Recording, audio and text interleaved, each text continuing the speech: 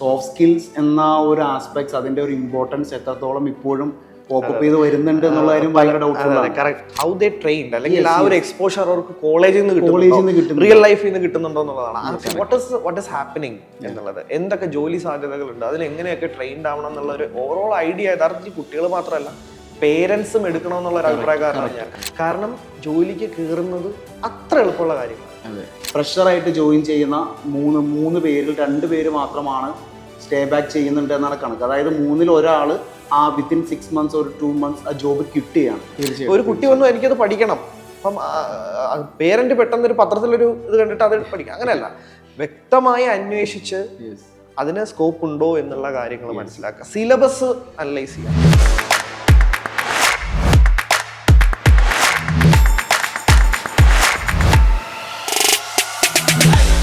തീർച്ചയായിട്ടും അപ്പോൾ സാർ പറഞ്ഞ പോലെ തന്നെ അത് തന്നെ ഇവിടുത്തെ ഏറ്റവും ബേസിക് ഇഷ്യൂ. ബിക്കോസ് ഇപ്പോൾ പാരൻസ് നോർമലി ചെയ്യുന്ന ഒരു ലൈക്ക് അവരുടെ ഒരു ടെംപ്റ്റേഷൻ എന്താ, ഒരു ടെൻഡൻസി എന്താണെന്ന് വെച്ചാൽ കൺഫോമിറ്റിയാണ്. ലൈക്ക് അവരിപ്പോൾ ഒരു സ്റ്റുഡൻറ്റ് അല്ലെങ്കിൽ അവരുടെ മകൻ്റെ ക്ലാസ്സിൽ പഠിക്കുന്ന ഒരാൾ അവൻ തിരഞ്ഞെടുക്കുന്ന കരിയർ ഒരു പക്ഷേ അവൻ സക്സസ്ഫുൾ ആയി കഴിഞ്ഞാൽ ഉടനെ അവർ അതിൻ്റെ പുറകെ പോകും. Like they are not thinking like ഇത് ശരിക്കും എൻ്റെ മകന് സ്യൂട്ടബിൾ ആണോ അല്ലയോ എന്ന് അവർ ചിന്തിക്കുന്നില്ല. പിന്നെ ഈ പറഞ്ഞ പോലെ തന്നെ നമുക്ക് ഇഷ്ടം പോലെ now we have a lot of options to select from. എന്ത് സർട്ടിഫിക്കറ്റ് കോഴ്സ് ചെയ്താലും ഒത്തിരി അധികം ഇൻസ്റ്റിറ്റ്യൂട്ടുകളുണ്ട്, നമ്മളിപ്പോൾ ഒത്തിരി അധികം ആഡുകൾ കാണുന്നുണ്ട്. പക്ഷെ അവിടെ നമ്മൾ ചിന്തിക്കേണ്ട കാര്യം ഇവരെല്ലാവരും ചെയ്യുന്നത് ഒരു കാര്യം തന്നെയാണ്. Almost 90% of the institutes are doing the same thing. അവരൊരു 6 മാസത്തെ ഒരു കോഴ്സ് നടത്തും, മേ ബി ഒരു നല്ലൊരു എമൗണ്ട് ഫീസ് മേടിക്കും, അതിനുശേഷം they are providing the certificate. അപ്പോൾ ഇവിടെ മനസ്സിലാക്കേണ്ട ഒരു കാര്യം എന്ന് വെച്ചാൽ ഈ സർട്ടിഫിക്കറ്റ്സ് എല്ലാവരുടെ കയ്യിലുണ്ട്, പക്ഷെ അതിൻ്റെ കൂടെ സാറ് പറഞ്ഞ പോലെ വർക്ക് ഇൻ്റഗ്രേറ്റഡ് ലേണിംഗ് അത് പ്രൊവൈഡ് ചെയ്യുന്ന അക്കാഡമീസ് അല്ലെങ്കിൽ അത് പ്രൊവൈഡ് ചെയ്യുന്ന ഇൻസ്റ്റിറ്റ്യൂട്ട് അത്തരത്തിലുള്ള മെത്തഡോളജികൾ ഫോളോ ചെയ്യുന്നത് അത് ഒരുപാട് ഇൻസ്റ്റിറ്റ്യൂട്ട് ഉണ്ട് കേരളത്തിൽ, ഒരുപാട് നല്ല. അതാണ് ഞാൻ പറഞ്ഞ 87% ഔട്ട്കം എംപ്ലോയബിലിറ്റി വരാൻ റീസൺ ഒരു പ്ലെയർ, ഒരുപാട് പേര് ശ്രമിക്കുന്നത് കൊണ്ടാണ്. അങ്ങനെ നല്ല വശമുണ്ട്, പക്ഷെ തിരിച്ചറിയാനുള്ള ഒരു ഇതും ഉണ്ടാവണം. അതായത് കള്ളനാണയങ്ങളും ഉണ്ട്. മനസ്സിലായില്ലേ? അതായത് നല്ല ആൾക്കാർ, അപ്പൊ അത് പ്രോപ്പർലി ഐഡന്റിഫൈ ചെയ്യണം. Exactly sir. സോ അപ്പോൾ അവിടെ നമുക്ക് ഇവിടെ വേണ്ടത് ബേസിക്കലി ഒരാളെ ഒരു ജോലിക്ക് വേണ്ടി തയ്യാറെടുപ്പിക്കുമ്പോൾ we are basically molding them to be into that role, to be a fit into that role.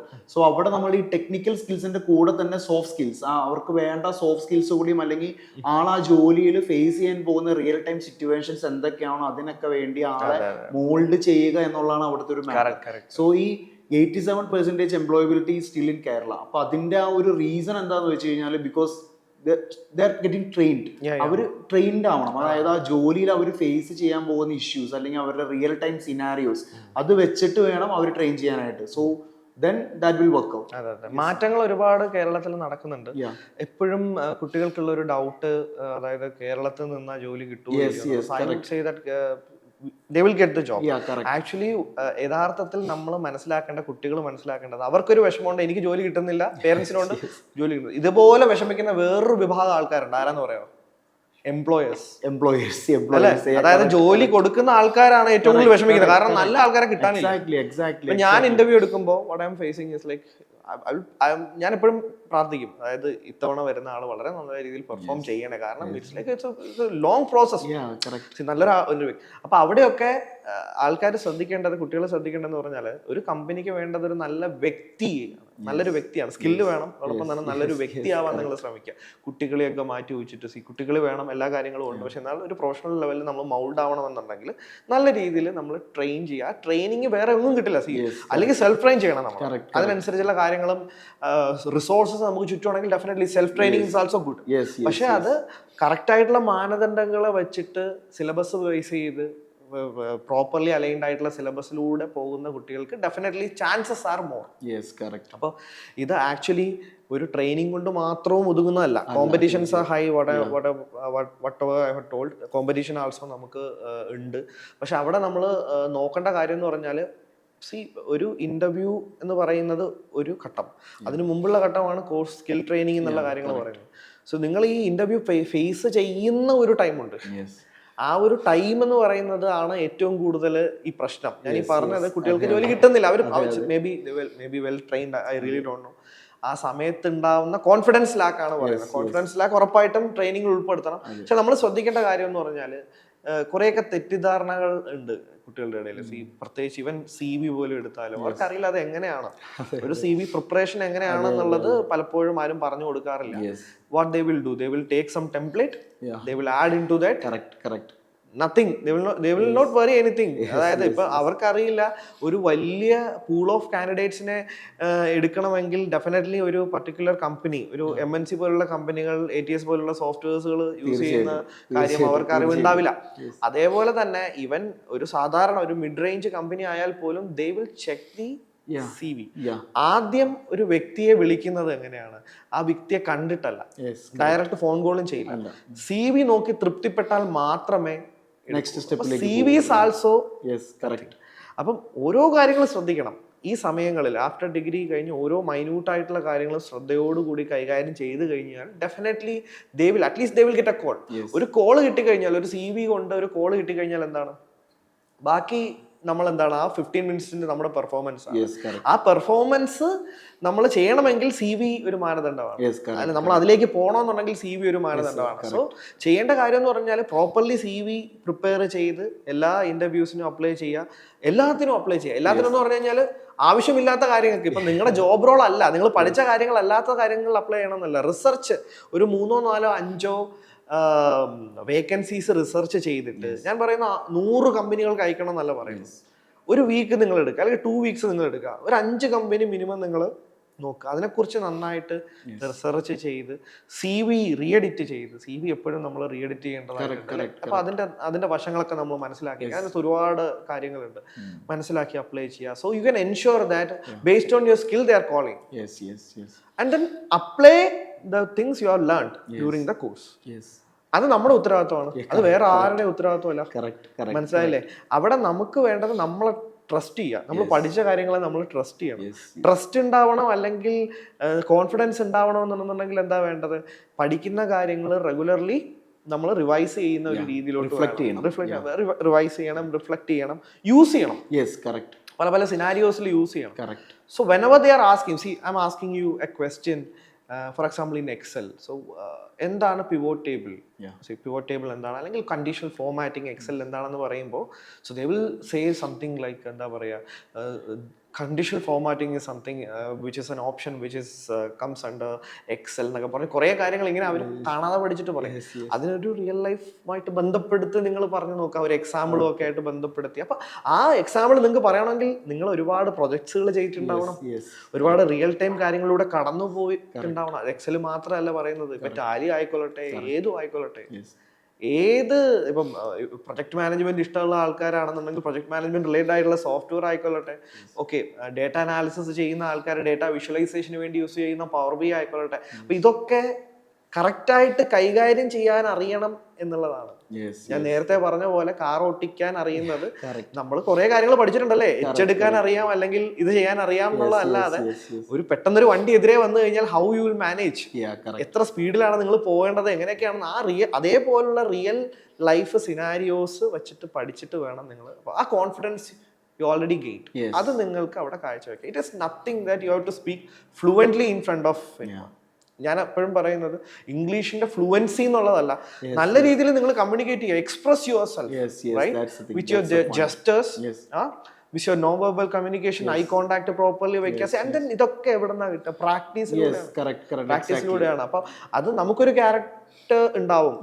നമ്മൾ വളരെ ഇൻട്രോവേർട്ട് ആകാം, may be. Introvert, extrovert or means if you have A practice, ഇങ്ങനെയൊക്കെ ചെയ്യണം എന്നുള്ളൊരു ധാരണ ഉണ്ടെന്നുണ്ടെങ്കിൽ definitely you can Impress the employer. അപ്പൊ അത് മനസ്സിലാക്കുക. അതിന് കുറെ ബാക്ക്ഗ്രൗണ്ട് വർക്കുകളുണ്ട്, കുറെ സയൻസിന്റെ കുറെ സംഭവങ്ങളുണ്ടല്ലോ. സയൻസ് ഞാൻ ഉദ്ദേശിച്ചത് അതിന്റെ ഒരു രീതികളുണ്ട്, കുറെ കാര്യങ്ങളുണ്ട്.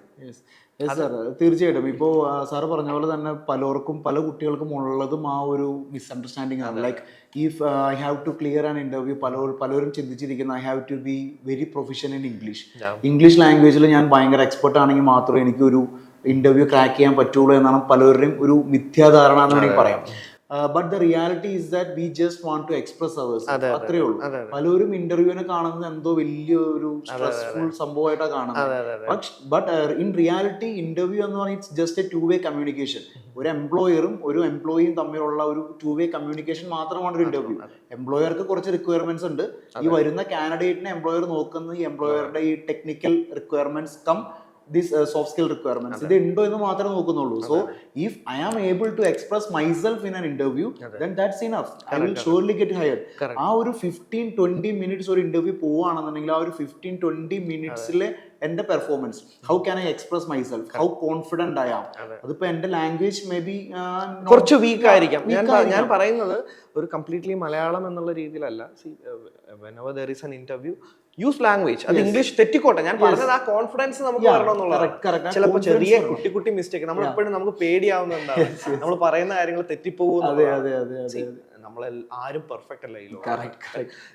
ഇംഗ്ലീഷ് പറയുന്ന യുഎസിലുള്ള ആൾക്കാർ പോലും പെർഫെക്റ്റ് ആയിട്ടാണോ പറയുന്നത്? എല്ലാവർക്കും തെറ്റുകൾ പറ്റും. അപ്പൊ ഇതൊക്കെ സാഹചര്യങ്ങളാണ്, നമുക്ക് കിട്ടുന്ന അവസരങ്ങളാണ്. അവസരങ്ങൾ അനുസരിച്ചാണ് നമ്മൾ മൗൾഡ് ആയിട്ട് വരിക. നമ്മളൊരു കമ്പനിയിൽ കയറി കഴിഞ്ഞ് കഴിഞ്ഞാൽ അത്തരത്തിലുള്ള എൻവയോൺമെന്റിലൂടെ സഞ്ചരിച്ച് ഒരു MNC ഒക്കെ ആണെങ്കിൽ നമ്മൾ കയറി പറ്റി കഴിഞ്ഞാൽ പിന്നെ നമ്മുടെ ലാംഗ്വേജ് പയ്യെ ഡെവലപ്പ് ചെയ്യും. So if you have a 6 months time, what you can do, so try to expose yourself. അല്ലെ, ആ ഒരു 6 മാസം കൊണ്ട് ഞാൻ ഈ കോഴ്സ് പഠിക്കുന്ന സമയം അല്ലെങ്കിൽ ഒരു സ്കിൽ ഡെവലപ്മെന്റ് സമയത്ത് പറഞ്ഞപ്പോൾ അവിടെയൊക്കെ നിങ്ങൾ ലാംഗ്വേജിന് വേണ്ടി മാറ്റി വെക്കണം സമയം. ഡെഫിനറ്റ്ലി മാറ്റി വെക്കണം. കാരണം നിങ്ങളൊരു consider that you have A skill score of, ഞാൻ ഒരു 5 ഞാൻ നിങ്ങൾക്ക് ലാംഗ്വേജിന്റെ സ്കിൽ സ്കോർ 2 ആണെന്ന് പറയും. മേ ബി എന്താണ് തുടക്കക്കാരുടെ കാര്യം ഞാൻ പറഞ്ഞതാണ്. ഇവൻ ഒരു കോഴ്സ് പഠിക്കുന്നതിന് മുമ്പായിട്ട് മേ ബി 5-ൽ 2 റീസൺ മേ ബി ഇത് നിങ്ങൾ ജസ്റ്റേഴ്സ് ഒന്നും പ്രോപ്പർലി യൂസ് ചെയ്യുന്നില്ല. ഇതെല്ലാം മിക്സഡ് ആണ്. കമ്മ്യൂണിക്കേഷൻ എന്ന് പറയുന്നത് വെർബൽ ആൻഡ് നോൺ വെർബൽ ഒരുപാട് കാര്യങ്ങളാണ്. എക്സ്പ്രഷൻ നന്നായിട്ട് എക്സ്പ്രസ് ചെയ്യുക, കോൺഫിഡൻസും ഒക്കെ അതിനകത്ത് വരും. അപ്പൊ അത് നിങ്ങൾക്ക് 5-ൽ 2 വിചാരിക്കുക. സോ അത് നിങ്ങൾ പയ്യെ അത് റെഗുലർലി പ്രാക്ടീസോട് കൂടി ലാംഗ്വേജ് പ്രാക്ടീസ് ചെയ്യണം.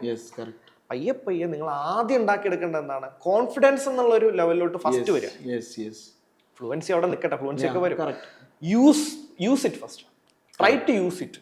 അല്ലേ, അത് എവിടെയെങ്കിലും ഒക്കെ യൂസ് ചെയ്യാം. അപ്പം ട്രൈ ടു യൂസ് ഇറ്റ് എന്ന് പറഞ്ഞു കഴിഞ്ഞാൽ കൺസിസ്റ്റന്റ് ആയിട്ട് റെഗുലർ ആയിട്ട് വൊക്കാബുലറി ഒക്കെ ബിൽഡ് ചെയ്യുക, പുസ്തകങ്ങളൊക്കെ വായിക്കുക, ബിസിനസ് കമ്മ്യൂണിക്കേഷൻ പ്രാക്ടീസ് ചെയ്യുക, വാച്ച് മൂവീസ്. അതെ. ഞാനൊരു എക്സാമ്പിൾ പറയാം, വളരെ റിയൽ ടൈം ആയിട്ടൊരു എക്സാമ്പിൾ പറയാം. 1 മാസം കൊണ്ട് നിങ്ങൾക്ക് ഈസി ആയിട്ട് ഇംഗ്ലീഷ് പഠിക്കാൻ പറ്റുന്ന ഒരു രീതി പറയാം. ഞാനൊരു ഇത് നടക്കാൻ പോകുന്ന എക്സാമ്പിൾ എന്നുള്ളതല്ല, ഒരു റൂമിൽ നമ്മൾ അടച്ചിട്ടേക്കാം അല്ലെ, എക്സാമ്പിൾ പറയാണ്. ആ റൂമിൽ ഞാനുണ്ട്, എൻ്റെ കൂടെ ഒരു അമേരിക്കക്കാരനുണ്ടെന്ന് വിചാരിക്കും. സാധാരണ മലയാളികളുടെ ഒരു സ്വഭാവം മലയാളം തിരിച്ചങ്ങോട്ട് പഠിപ്പിക്കുക എന്നുള്ളതാണ്. പക്ഷെ എന്നിരുന്നാലും ഞാൻ റിയൽ ടൈം എക്സാമ്പിൾ പറയാണ്. ഞാനും ഫേസ് ചെയ്തിട്ടുള്ള ചില കാര്യങ്ങൾ പറയാണ്. ഓക്കെ, എൻ്റെ ഓൾഡ് ടൈമിൽ. അപ്പം അങ്ങനെ ഒരു അവസ്ഥ വരുമ്പോൾ of course you have to communicate. ആദ്യം നമ്മൾ ആംഗ്യ ഭാഷയൊക്കെ കാണിക്കും, പക്ഷെ ആ ഒരു സർവൈവലിന് വേണ്ടിയിട്ട് അല്ലെങ്കിൽ സംസാരിക്കുന്ന ഇതിന് വേണ്ടിയിട്ട് കമ്മ്യൂണിക്കേറ്റ് ചെയ്ത് തുടങ്ങും അല്ലേ. അങ്ങനെ പയ്യെ അവിടെ നമുക്ക് നമ്മുടെ ഒരു റിക്വയർമെന്റ് ആണ്. സംസാരിച്ചാലേ കാര്യങ്ങൾ നടക്കുള്ളൂ, പുറത്തോട്ട് ഇറങ്ങാൻ പറ്റുള്ളൂ, കാര്യങ്ങൾ ചെയ്യാൻ പറ്റുള്ളൂ. You have to communicate in any way. അവിടെ നമ്മൾ എക്സ്പ്രഷൻസ് കാണിക്കും, അത് കാണിക്കും. പയ്യെ 2 പേരും ഒരേ ലെവലിലോട്ട് വരും, അണ്ടർസ്റ്റാൻഡിങ്ങിൽ വരും. So this is how we build a confidence. So you require someone like that. അത്തരത്തിലുള്ള ഒരു മെന്റർ നിങ്ങളുടെ കൂടെ വേണം എന്നുള്ളതാണ് ഞാൻ ഉദ്ദേശിച്ചത്. എന്റെ ലൈഫിലുള്ള ഒരു സ്റ്റോറി പറയാം. ഞാൻ കംപ്ലീറ്റ് ചെയ്തൊരു മലയാളം മീഡിയം ബാക്ക്ഗ്രൗണ്ടിൽ നിന്നൊക്കെ വന്നൊരു വ്യക്തിയാണ്. എനിക്കൊരു കോൺഫിഡൻസ് കിട്ടിയത് എൻ്റെ ഒരു ഗ്രാജുവേഷൻ ടൈമിൽ. എൻ്റെ ഹോസ്റ്റൽ മുറിയിൽ വന്നത് ഒരു അന്യ സംസ്ഥാനക്കാരനാണ്, ബീഹാറിലുള്ള എൻ്റെ ഏറ്റവും ബെസ്റ്റ് ഫ്രണ്ടാണ്. അപ്പൊ അദ്ദേഹത്തിന്റെ ഒരു ഇൻഫ്ലുവൻസ് ആണ് അറ്റ്ലീസ്റ്റ് ഞാൻ സ്റ്റാർട്ട് ചെയ്ത് തുടങ്ങിയത്. ഒരു മലയാളം മീഡിയം ബാക്ക്ഗ്രൗണ്ടിൽ നിന്നൊക്കെ വരും. ഞാൻ മലയാളം മീഡിയത്തിന് കുറ്റം പറയല്ല. So this a way always we use Malayalam. പക്ഷെ എപ്പോഴും കൺസിസ്റ്റന്റ് ആയിട്ട് നമുക്ക് ആ ഒരു ലാംഗ്വേജ് കിട്ടുന്നില്ല. അപ്പൊ ഇദ്ദേഹത്തിന്റെ അടുത്ത് ആദ്യം ഞാൻ ചായ കുടിച്ച് പറഞ്ഞു, പുറത്തു പോകാന്നൊക്കെ പറഞ്ഞു, ആംഗ്യ ഭാഷയിലും തുടങ്ങി. പയ്യെ എന്ത് സംഭവിച്ചു, I try to communicate in English. പയ്യെ പെർഫെക്റ്റ് എന്നല്ല, ഫ്ലുവന്റ് എന്നല്ല പറയുന്നത്, അറ്റ്ലീസ്റ്റ് ഐ യൂസ് ഇറ്റ്. പല സന്ദർഭങ്ങളിൽ യൂസ് ചെയ്യാൻ ശ്രമിച്ചു. ആ കോൺഫിഡൻസ് എന്നുള്ളൊരു സംഭവം ഉണ്ടായി. സോ ഈ കോൺഫിഡൻസ് നിങ്ങൾക്ക് കിട്ടുന്ന പ്ലേസ് എവിടെയാണോ അവിടേക്ക് നിങ്ങൾ പോവുക. കൺസിസ്റ്റന്റ് ആയിട്ട് നിങ്ങൾക്ക് ലാംഗ്വേജ് ട്രെയിനിങ്ങും സോഫ്റ്റ് സ്കിൽ ട്രെയിനിങ്ങും അതോടൊപ്പം തന്നെ ഇതൊക്കെ ബന്ധപ്പെടുത്തിക്കൊണ്ടുള്ള ടെക്നിക്കൽ ട്രെയിനിങ്ങുള്ള ഒരു പ്ലാറ്റ്ഫോമിലോട്ട് എത്തിപ്പെടാൻ പറ്റിക്കഴിഞ്ഞാൽ definitely within 6 months they will get place. That's the point what I want. Exactly. So അത് തന്നെയാണ് അതിന്റെ ഒരു ക്രക്സും. കാരണം ഈ പറഞ്ഞ പോലെ തന്നെ ഫൈൻഡിങ് ദ റൈറ്റ് പ്ലേസ്, അതാണ് ഏറ്റവും ഇമ്പോർട്ടൻറ്റ്. ഈ റെഗുലർലി നമുക്ക് എന്തെങ്കിലും ഒരു സ്കില്ല് നമ്മൾ പുതിയതായിട്ട് ഡെവലപ്പ് ചെയ്യണമെന്നുണ്ടെങ്കിൽ അതിന്റെ ഏറ്റവും ബേസിക് പ്രിൻസിപ്പിൾ തന്നെ ഇറ്റ്സ് ടു പ്രാക്ടീസ് ഇറ്റ്, അല്ലെങ്കിൽ to get proper training.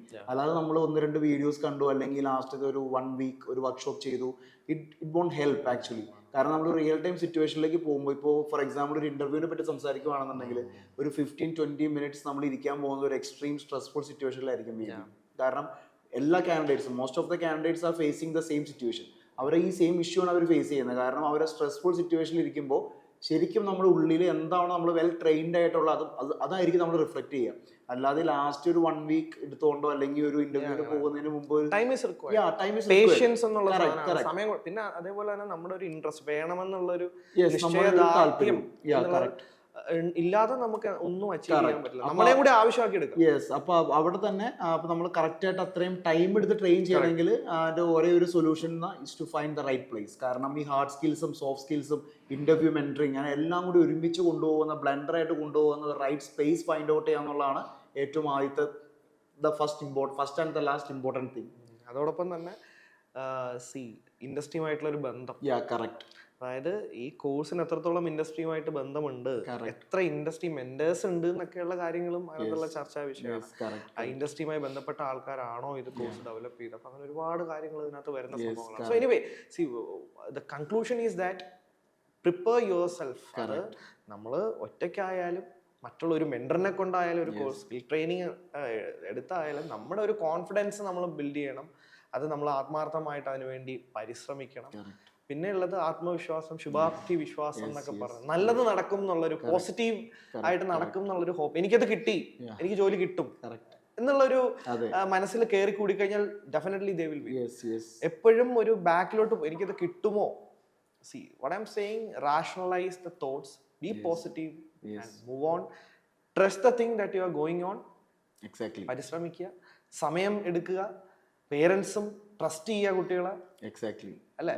Exactly. സന്തോഷമായിട്ടിരിക്കുക. That's a point. Yeah, that's a point actually. Conclusion ഇതാണ്. ആക്ച്വലി എല്ലാവരുടെയും ഒരു ഡൗട്ടാണ്, ഡിഗ്രി കഴിഞ്ഞ കുട്ടികളാണ് ഇത് ഇനി എന്ത് എന്നുള്ളൊരു ചോദ്യം. അപ്പം ഇനി എന്ത് എന്നുള്ളൊരു ചോദ്യത്തിന് ഒരു ആൻസറാണ് നമ്മൾ ചർച്ച ചെയ്തത്. നിങ്ങൾ മനസ്സിലാക്കുക, റിയാലിറ്റി മനസ്സിലാക്കുക. നമ്മളൊരു ഇൻഡസ്ട്രി ഓറിയൻറ്റഡ് ആയിട്ട് ട്രെയിനിങ് എടുക്കണം എന്നുള്ള ആവശ്യകത, കറക്റ്റായിട്ട് സിലബസിനെ അനാലിസിസ് ചെയ്യുക, മറ്റുള്ളവരുടെ അറിയാവുന്നവരടുത്ത് ചോദിച്ചത് മനസ്സിലാക്കുക, പേരൻസും കുട്ടികളും ഒരുമിച്ച് നിന്നുകൊണ്ട് തീരുമാനം എടുക്കുക, ഓക്കെ എന്നൊക്കെയുള്ള കാര്യങ്ങൾ. ആൻഡ് ദെൻ ഒരു കോൺഫിഡൻസ് നമ്മൾ തന്നെ സ്വന്തമായിട്ട്, നമ്മുടെയും കൂടി കോൺട്രിബ്യൂഷൻ ഉണ്ട്. പിന്നെ തെറ്റിദ്ധാരണകൾ ഒഴിവാക്കുക എന്ന് പറഞ്ഞു കഴിഞ്ഞാൽ കേരളത്തിൽ ഒരുപാട് വേക്കൻസി കുറവാണെന്നൊക്കെയുള്ള ഒരുപാട് വേക്കൻസി നിങ്ങളിപ്പോൾ പോയി ഗൂഗിളിൽ സെർച്ച് ചെയ്താൽ പോലും ഒട്ടനവധി വേക്കൻസീസ് ആണ്. ഈവൻ ഫ്രഷേഴ്സിനെ എടുക്കാനും എംപ്ലോയേഴ്സ് തയ്യാറാണ്. നല്ല വ്യക്തിത്വമുള്ള നല്ല സ്കില്ലുള്ള കുട്ടികളാണെന്നുണ്ടെങ്കിൽ ഈവൻ എക്സ്പീരിയൻസുകാരും മാറി നിൽക്കുന്ന അവസ്ഥ തന്നെയാണ് റിയൽ ടൈമിലുള്ളത്. So understand the situation. So ഇത്തരത്തിലുള്ള പോഡ്കാസ്റ്റുകളും വിഷയങ്ങളും നമ്മൾ ചർച്ചയിൽ കൊണ്ടുവരും. നിങ്ങളെ ഹെൽപ്പ് ചെയ്യാനായിട്ട് ഞങ്ങൾ എല്ലാവരും ഇവിടെ ഉണ്ട്.